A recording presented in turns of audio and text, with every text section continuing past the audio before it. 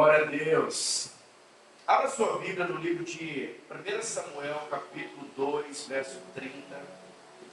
1 Samuel, capítulo 2, verso 30. Vai ser projetado também. Diz assim, ó. Portanto, diz o Senhor, o Deus de Israel, na verdade, dissera eu, que a tua casa e a casa de teu pai andaria diante de mim perpetuamente. Porém agora, diz o Senhor, longe de mim tal coisa, porque aos que me honram, honrarei. Porém, os que me desprezam serão desmerecidos. Diga assim comigo, porque os que me honram, honrarei. E os que me desprezam serão desmerecidos. Pai, obrigado pela tua palavra que é viva, que é poderosa, a tua palavra que tem o poder de mudar as nossas crenças, ó Deus, de mudar o nosso rumo. Senhor, fala conosco, ó Pai, nessa noite, de uma forma tão poderosa, genuína, que a tua palavra possa separar aquilo que é do céu daquilo que é da terra, edificando-nos, fortalecendo-nos no Senhor, é o que te pedimos em nome de Jesus, amém, amém. Deus havia chamado um profeta chamado Eli. Esse profeta foi chamado para poder representar a Deus na terra. Eli teve 2 filhos, Ofni e Finéias. O objetivo de Eli era transmitir o seu legado para os seus filhos, para a sua casa. A Bíblia diz que esse homem chamado Eli, ele não foi um pai que teve muito temor de Deus. Amou mais os seus filhos do que a Deus. E a Bíblia diz que no altar de Deus deveriam trazer ofertas que honrassem ao Senhor. As pessoas estavam trazendo as suas ofertas, mas quando trazia Ofni e Finéias, eles desviavam aquela oferta pensando em si mesmo. Eles também fizeram coisas erradas perante o Senhor. A Bíblia diz que o Senhor então reprovou este homem chamado Eli. E o Senhor o rejeitou porque Eli desonrou o Senhor. A palavra honra significa bênção. Quando nós honramos, nós estamos abençoando. Essa palavra honra também no hebraico, ela significa kadosh, ou significa kabad. Significa kabad. O que seria kabad no original? Estima, significa apreço, peso, significa importância. A honra, nós não honramos ninguém com palavras. Nós honramos quando nós damos peso para aquela pessoa. Quando nós damos consideração para aquela pessoa. A honra tem o poder de abençoar e de multiplicar as bênçãos de Deus sobre as nossas vidas. Então quem honra está crescendo, está avançando. Mas a Bíblia também diz que quem desonra, a palavra desprezo no original significa galal. Essa palavra galal é o mesmo que desprezo, desdém, tratar de qualquer jeito. Então, se você quer viver debaixo de maldição, você passe então a desprezar as pessoas. Quando nós desprezamos, nós então andamos debaixo de maldição. O Senhor disse para Abraão, livro de Gênesis, capítulo 12, verso 3. Abençoarei os que te abençoarem, e amaldiçoarei os que te amaldiçoarem. Em ti serão benditas todas as famílias da terra. A palavra abençoar significa Barak. Esse nome Barak é abençoar, que também deriva dessa mesma palavra de honra. E é sobre esse assunto que eu quero comentar com você hoje. Quando nós nos dedicamos, damos importância, estima, valor para algumas pessoas, nós estamos honrando essa pessoa. E à medida em que nós honramos, essa honra ela vai trazer uma colheita de bênçãos para você. Então, quanto mais nós honramos, mais nós vamos ver as bênçãos de Deus sendo liberadas sobre as nossas vidas. A mesma coisa vai acontecer quando nós desprezamos. Tem muitas pessoas que têm vivido uma maldição no casamento, porque não têm ouvido a sua esposa, ou talvez não tenham ouvido seu marido. Os cônjuges estão se desprezando. E à medida que nós desprezamos ou menosprezamos um ao outro, não passamos a ouvir. No original, essa palavra é a palavra, como eu falei para você agora há pouco, de galau. Galau é desprezo. Então, como que você amaldiçoa os seus filhos? Quando você não dá a devida importância para ele ou para ela. Então, é muito fácil. O princípio do céu é o princípio da honra. O princípio do mundo é o desprezo, é a desonra, é o egoísmo. E o interessante é que existem alguns princípios que são muito poderosos. E nós precisamos entender em qual do grupo que nós estamos. A Bíblia diz que nós vivíamos no império das trevas. Mas quando você foi conquistado pelo Senhor, Paulo diz que o Senhor nos tirou do império das trevas e nos trouxe para o reino do Filho da sua luz. Agora você faz parte do povo de Deus. E nesse território, o que deve prevalecer é o princípio da honra.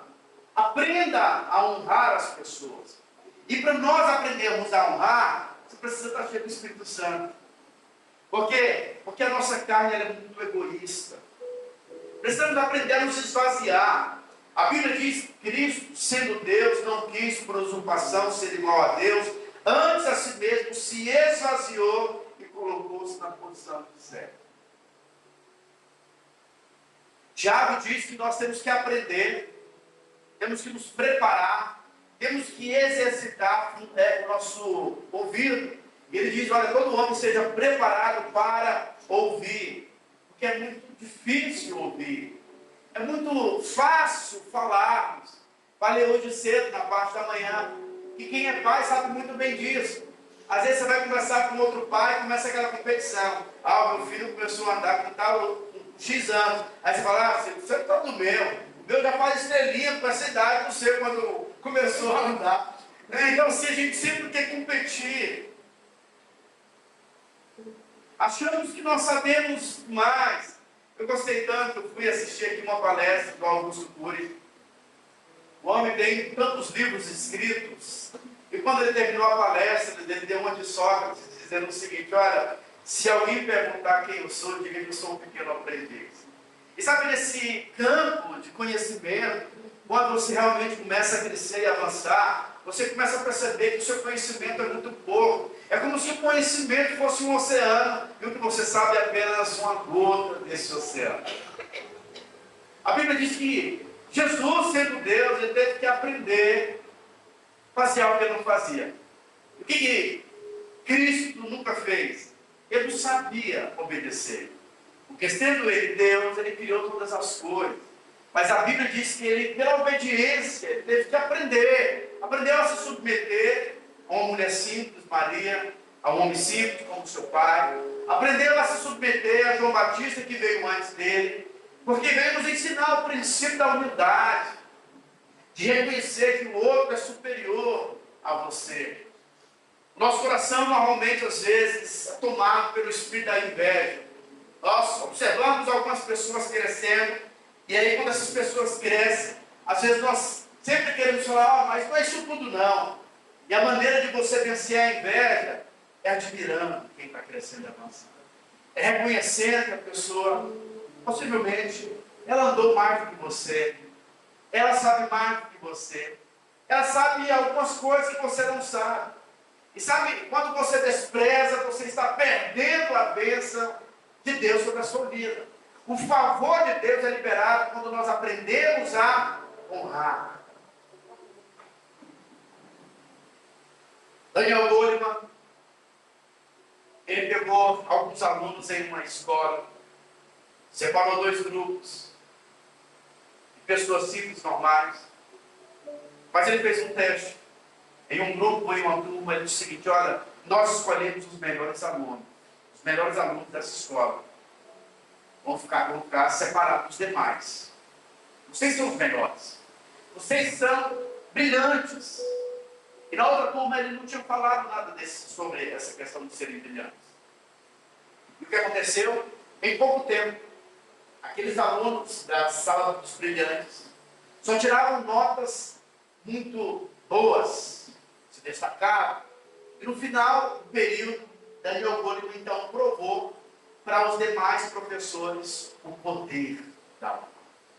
O poder das palavras positivas, as palavras de fé, as palavras que honram, que engrandecem. Sabe, às vezes as pessoas que estão andando conosco, os nossos filhos, nós também iremos errar. Mas você nunca pode rotular alguém pelo erro dela. O teu erro não te define. Você não é o teu erro. Sabe, se você errou, isso foi apenas um deslize. Nós somos filhos de Deus. Somos chamados para reinarmos em vida. E à medida que nós crescemos, nós temos que entrar nessa cultura, sabe, de honrar as pessoas, de valorizar quem está perto de você. Quando você começa a ler o livro de Provérbios, que é o livro da sabedoria, inclusive para você que não sabe, Provérbios tem 31 capítulos. É um livro que foi escrito por Salomão, o homem mais sábio, que veio antes de Jesus. E você poderia ler a Bíblia normal, mas separa um capítulo por dia de Provérbios. Então hoje, por exemplo, hoje é dia 11, leia o capítulo 11 inteiro de Provérbios. Lá tem muitos princípios. E no livro de Provérbios, se eu não me engano, capítulo 20, verso 21, alguma coisa assim, a Bíblia diz que o ouro está na casa do sábio. E o que esse verso quer dizer? Que o ouro está na casa do sábio.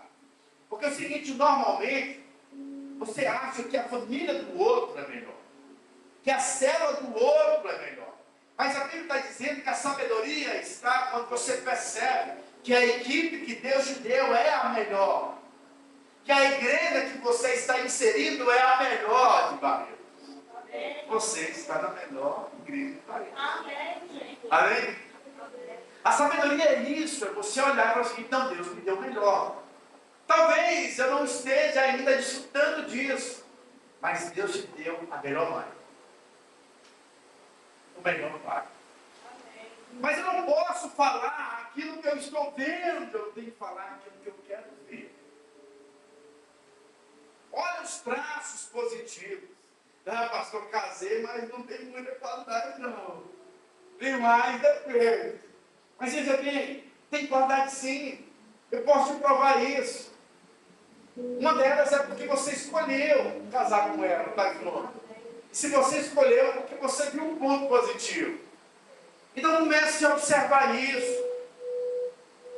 Mas nós temos sempre, tem mulheres, e também tem homens, que eles chegam em casa, eles ficam procurando, sabe, a coisa errada, para brigar.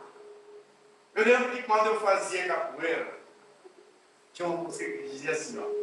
Dizia que eu dou um boi para não entrar na briga, mas dou uma boiada para não sair dela. Então tem gente às vezes que fica procurando briga, sabe? Fica sempre encontrando defeito nas coisas. Mas sabe, você precisa desconsiderar algumas coisas. Você quer ter razão ou quer ser feliz? Se você quer ser feliz, começa a olhar os traços positivos. Afirmar. Sabe, porque isso é honra. E é tudo aquilo que você honra, cresce e se multiplica. Mas aquilo que você despreza, aquilo será amaldiçoado. A Bíblia diz que certa vez Jesus com os discípulos ele passa, e ele queria um figo da figueira, mas não tinha. E o que ele fala? Nunca mais ninguém coma figo de você. E o que aconteceu? Quando ele volta, aquela figueira, ela foi completamente murcha. E os discípulos falaram, olha Senhor, a palavra que você lançou, ela se cumpriu na vida dessa figueira. Por quê? Porque o desprezo, ele gera maldição. Quando você despreza algo, aquilo vai murchar e vai morrer. Então tem muitas pessoas que, em algumas áreas, a sua vida espiritual, ela está morrendo. Por quê? Porque você não tem valorizado. Você não tem tempo com Deus. Você não tira, não separa um tempo. Você não faz aliança com as pessoas. A sua vida é uma vida individual. E quando você despreza o projeto de Deus, você está atraindo para você maldição. Mas quando eu decido, sabe, a valorizar a leitura da palavra, a valorizar a célula, a valorizar a celebração do culto. Irmão, a importância do culto, a gente costuma dizer o seguinte, Leonardo. Pessoa faltou uma reunião de culto, ele fica uma semana desnutrido, se alimenta. Faltou 2, irmão, é o seguinte, já desfiou. Faltou 3, a gente nem chama mais de irmão, chama de primo. Então assim, por quê? Porque quando você vem, você está sentado no banquete. A oração individual ela é muito poderosa, mas quando nós oramos de uma maneira coletiva, a Bíblia diz que quando Jacó foi orar, ele teve um sonho da igreja. E a igreja era Betel, que é a casa de Deus. E quando ele se deitou, ele viu que tinha uma escada, os anjos subiam e desciam, trazendo resposta. Ele diz, olha, aqui é Betel, a casa de Deus. A igreja é o lugar onde há manifestações do poder de Deus. Quando você sair daqui, você vai perceber que na segunda-feira, a semana inteira, você está muito animado. Porque você foi nutrido pelo Senhor. Quando nós nos reunimos, temos o poder de enfrentarmos principados e potestades no mundo espiritual. Porque o corpo de Cristo tem esse poder. E você ainda é participante de tudo isso. Então aprenda a honrar as coisas espirituais. Ao seu tempo devocional. Diz que lá em Goiânia, um pastor estava lá no período de oração, e o irmão chegou e falou assim, pastor, o que você está fazendo? Ele disse o seguinte, eu estou orando, irmão. Aí ele falou o seguinte, pastor, já que você não está fazendo nada, vamos ali comigo. Então, para muitos, a oração não é fazer nada. Ler a palavra é fazer nada. Mas muito vale a súplica do justo por sua eficácia. Você acelera o processo. E não adianta você vir orar e seu coração ficar em outro lugar, não. Paulo diz que quando você for vir ao Senhor, seu coração tem que ir junto. Jesus disse no livro de Mateus capítulo 5, verso 8. Felizes são os puros de coração. Esses verão a Deus. Agora, o que é ter um coração puro? Coração puro é um coração sem mistura. É um coração inclinado. É um coração movido pela eternidade. João disse que tudo passa, tudo vai virar cinza, vai virar pó. Mas aqueles que fazem a vontade de Deus vai permanecer eternamente. Você tem a oportunidade de ser alguém eterno, que toca a eternidade, que marca a história, que está envolvido em algo que tem um valor eterno. A Bíblia diz que Deus desceu do seu trono de glória para se envolver em uma empresa. Não! Ele veio em função de estabelecer a igreja. E as portas do inferno não irão prevalecer contra a igreja. A igreja é a obra de Deus. A obra que Deus está envolvida é o corpo de Cristo. São pessoas. Quando nós desvalorizamos, sabe por que tem muita gente que não quer servir a Deus? Porque nós temos sido domingueiros. A gente participa do culto domingo. Ou às vezes da célula na quarta-feira. Não tem como nós marcarmos uma cidade se nós desprezamos aquilo que é de muito valor. O que tem muito valor para você? Sua profissão? Vai virar pó. Seu carro? Vai virar cinza.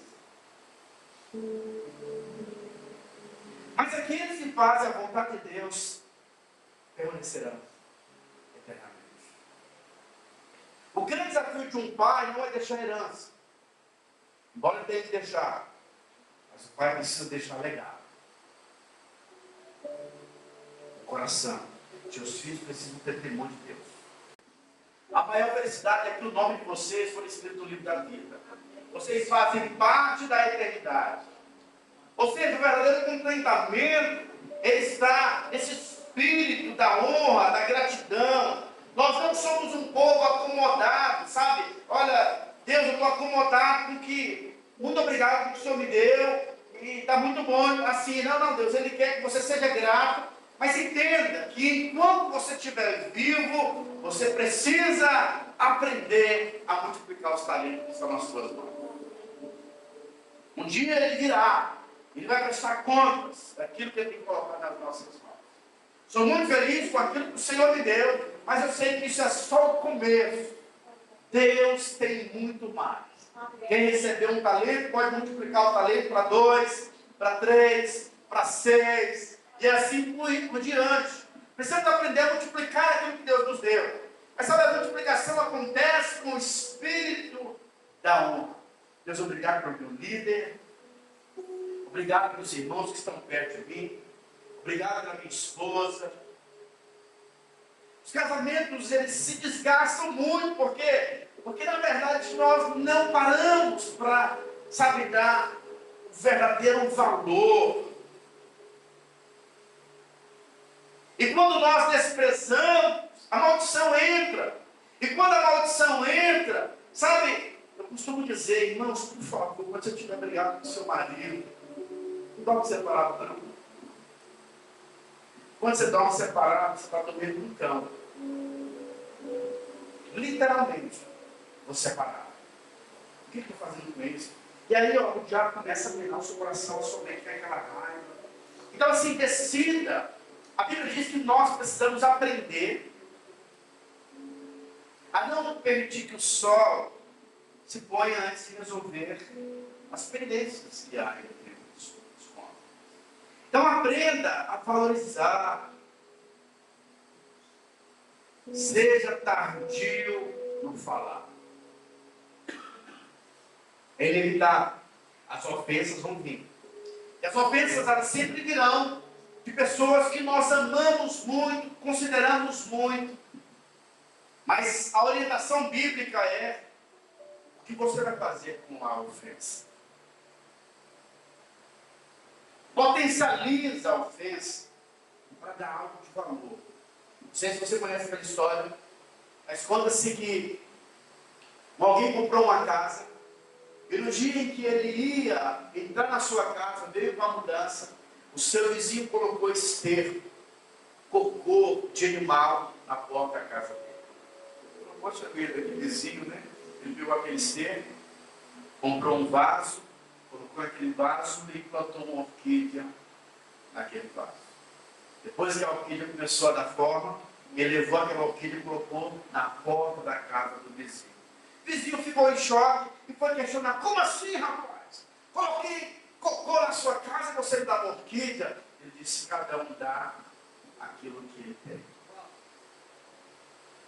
Se a ofensa ela vem às vezes para você, transforma a maldição em bênção.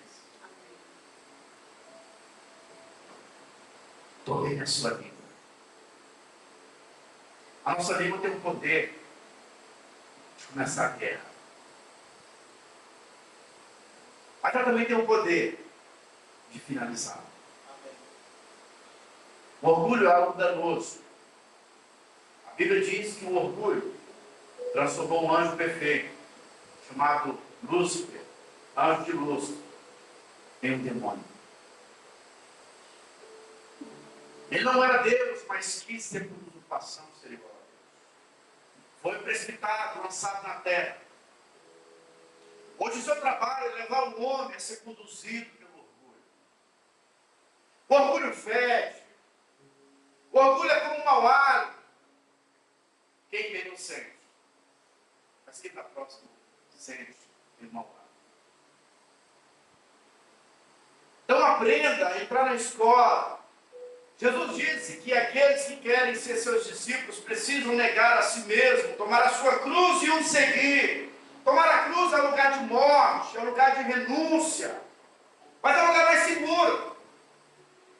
Em um relacionamento, se você não tiver disposição de viver o lugar da cruz, você não vai avançar.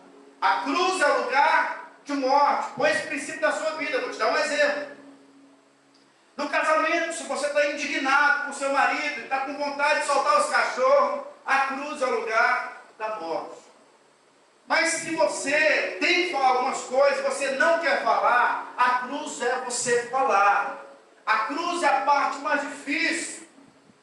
É o princípio que vai gerar vida.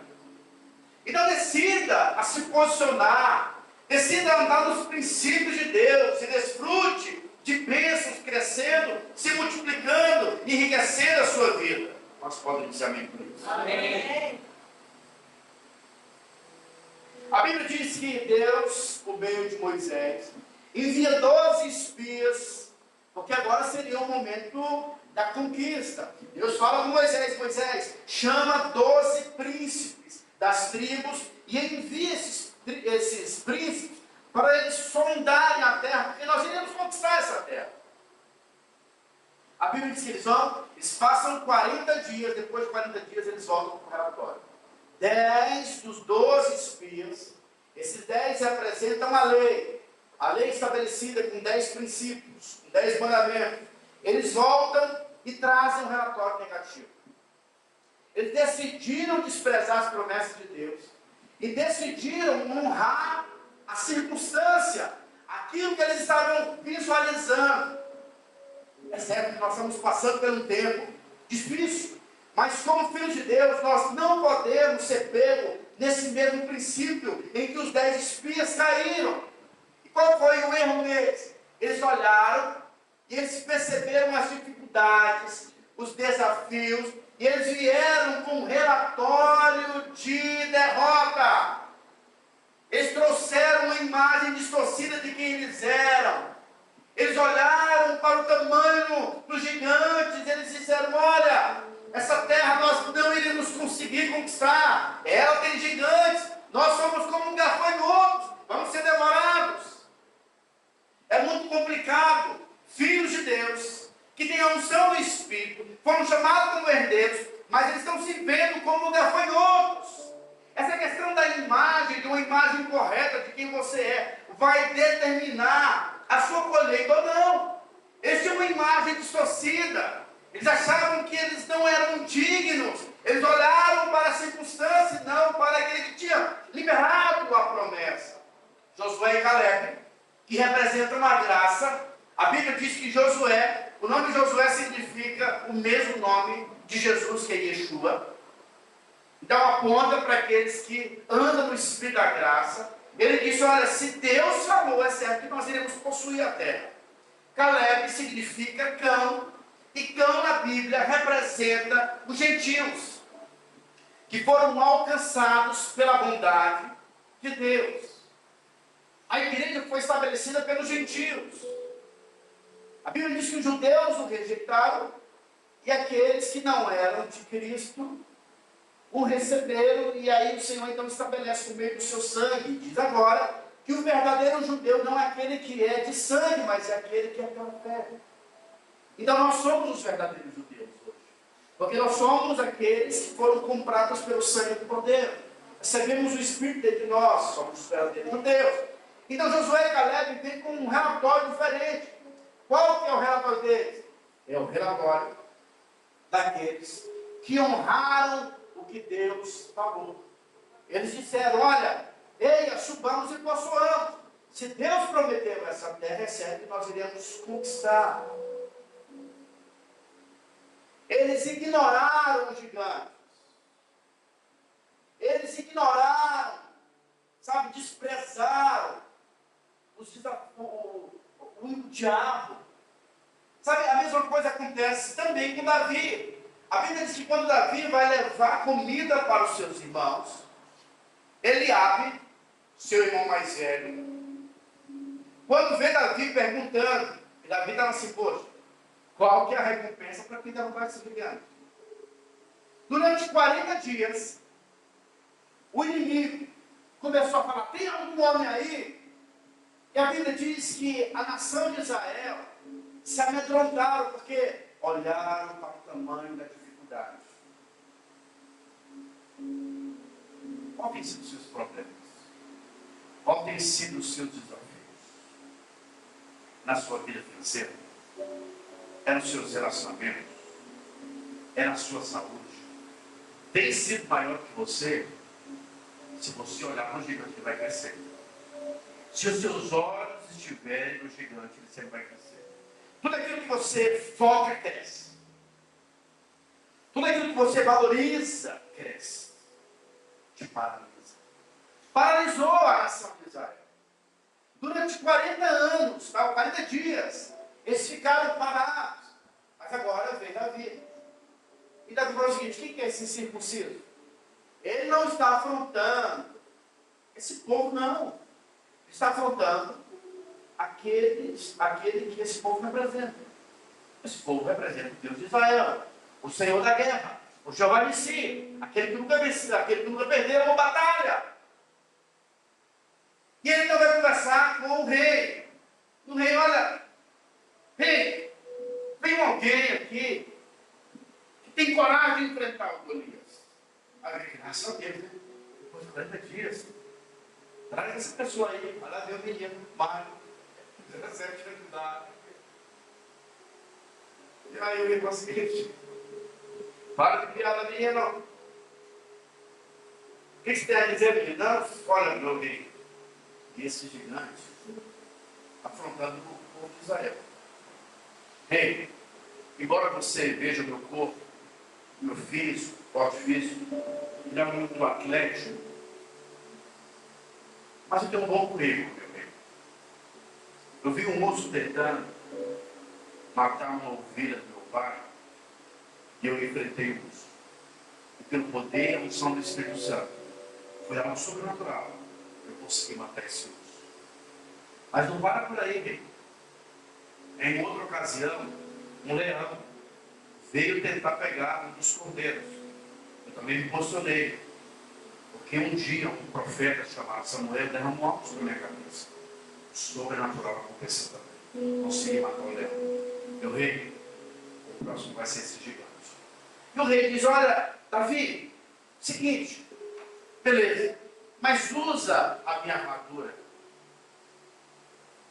Davi coloca, não consegue nem andar. E ele tira a armadura e fala assim: então, meu rei, eu venci o urso, venci também o leão, foi com uma funda. Não tente vestir a roupa de outra pessoa. Seja autêntico. Deus vai te dar vitória com as ferramentas que você tem. Não é uma ferramenta de ouro.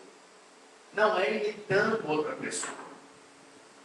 Deus fez assim porque no final Deus não queria dar glória para a armadura de Saul. A glória deveria ter sido dada a Deus. E Davi reconhecia que era do Senhor. E ele então, crendo nas promessas de Deus, ele se desvia, sabe, do seu irmão, que diz: olha, Davi, o que você está fazendo aqui? Eu bem sei que você é alguém presunçoso. Está se infiltrando aqui. Quem está cuidando daquelas poucas ovelhas do nosso pai? Davi não se desviou do seu irmão. Por quê? Porque o seu irmão agiu com desprezo. Algumas pessoas vão tentar te desprezar, mas a sua atitude é de se desviar de pessoas que andam na murmuração, que exaltam o inimigo. Precisamos aprender a ignorar a voz do inimigo, de pessoas que tentam, sabe, tentar nos manipular. Entenda algo, meu irmão. A Bíblia diz que quando Jesus, ele pega os seus discípulos e diz: olha, vamos para o outro lado. Eles entram então no barco. De repente Jesus vai dormir. O que acontece? Uma tempestade. Naquela tempestade, os discípulos ficam um pouco meio alvoroçados, com medo. Acordam Jesus e diz: Senhor, você não tem medo de que nós morramos? Jesus então se levanta.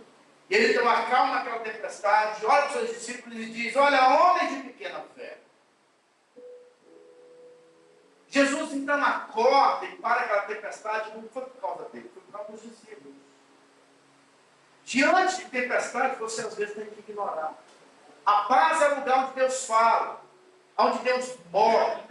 Sabe, tem coisas das nossas vidas que nós temos que nos silenciar. Tem gente às vezes que engrandece os problemas.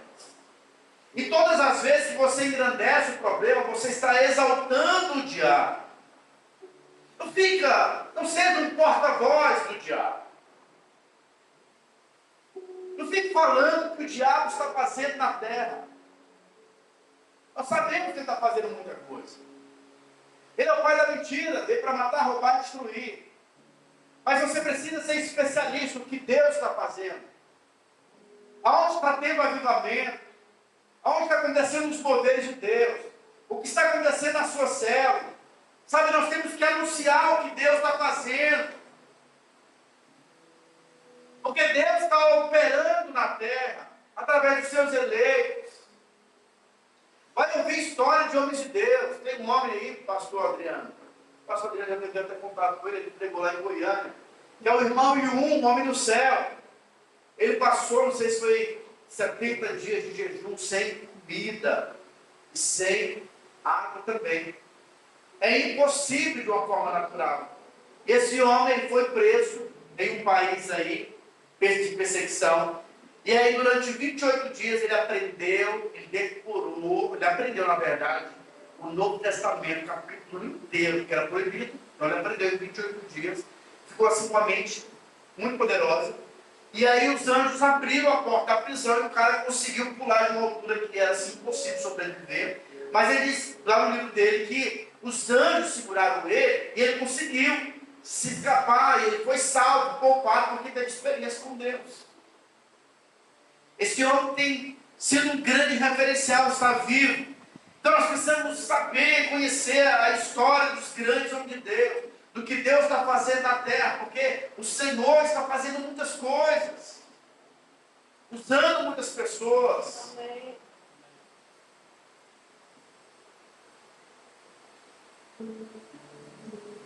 A palavra dos 10 espias eram palavras de maldição. Eles disseram: o povo, porém, que habita nessa terra é poderoso. E as cidades muito grandes e fortificadas. Também vimos ali os filhos de Anak. Os amalequitas habitam na terra do Nequeb.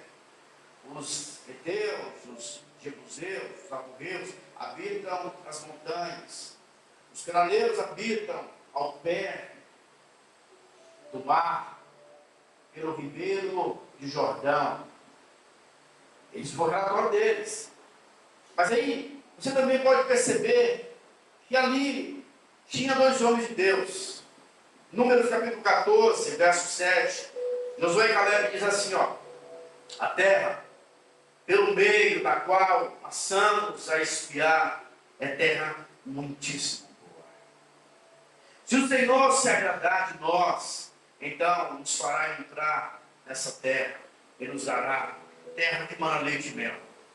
Então somente não sejais rebeldes contra o Senhor, e não temais o povo dessa terra, porquanto como pão os podemos devorar. Retirou-se deles o seu retirou-se dele o seu amparo. O Senhor é conosco, não o temais. Essa foi a palavra de Josué. Eu gosto dessa expressão quando ele diz que o inimigo seria como pão. Ele iria devorar o inimigo. Olha que coisa poderosa. Você olhar para o problema e dizer o seguinte: eu vou te devorar como alguém devora o pão. Quando todos os dias de manhã, lá na firma, a gente compra um pãozinho. Quando o Fernandinho vai lá, ele estraçai aquele pão assim, com tanto vigor. O Mateus também é uma pessoa que gosta do pãozinho. Mas veja bem, a Bíblia está dizendo que nós temos que olhar para os nossos problemas. É o seguinte: eu vou te devorar como alguém devora o pão. Se olhar para um problema assim, você fica paralisado com ele. Napoleão Hill diz que existe a lei da dualidade. O que seria a lei da dualidade? A lei da dualidade: se existe dia, existe noite. Se existe pessoas gordas, se existe pessoas magras. Se existe pessoas altas, se existe pessoas baixas. Se existe problema, também existe solução.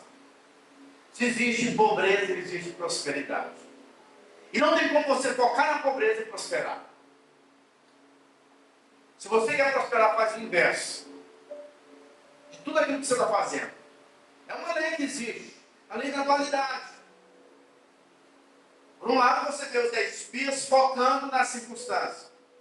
Josué e Caleb olham para as promessas de Deus e foram muito bem-sucedidos. Eles entraram na terra prometida. Os 10 espias todos morreram, sabe, no deserto. Porque aquilo que você amaldiçoa, você não possui. Quando eu cheguei em Barretos, fui conversar com um pastor. Literalmente, o pastor falou assim para mim: olha, você vem para cá, mas Barretos é muito difícil. Para ser honesto, aqui é um cemitério de pastores.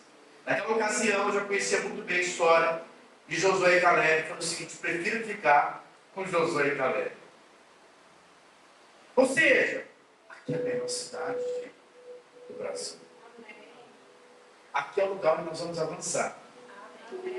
Frutal também. Mas a Frutal vai ser com outra família, vocês vão vir para cá. Aleluia. Olha, nós estamos avançando, a gente já tem até peruano nos nossos cultos. E descobrimos que havia um intérprete para ele. Hoje de manhã estava um irmão aqui que estava conversando com ele lá. E o irmão assim, habla muito bem mesmo. Aleluia, eu vou te falar. Fiquei surpreso porque assim, o Lucas não fala só verbalmente. Ele usa o corpo, articula o corpo dele e fala mais do que as suas palavras.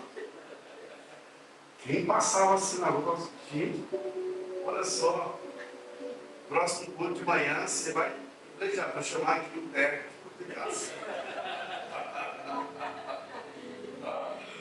Aleluia. Comece a honrar. Decida honrar. Considere. Dê importância aos seus filhos. Ouça. Valoriza. Não é debatado, embora pareça tão óbvio que a pessoa está falando, sentindo prudência, mas para ouvir. Você pode aprender com as pessoas. Deus tem ministrado muito no meu coração sobre a questão de ética, mas a honra é muito superior. Honra as pessoas. É muito fácil magoar. É muito fácil ofender. É muito fácil encontrar defeito. É por isso que hoje as pessoas elas não querem se relacionar. Deus te colocou no contexto onde tem mais de 8 bilhões de pessoas. Você foi criado para se relacionar. Mas a grande maioria das pessoas dizem: não, eu prefiro animal. Animal não ofende. Mas na verdade quem ofende é a pessoa que não quer relacionamento. E para se preservar, então ela não prefere se isolar. Aprenda a perdoar. Perdão é algo do céu. E vá além disso.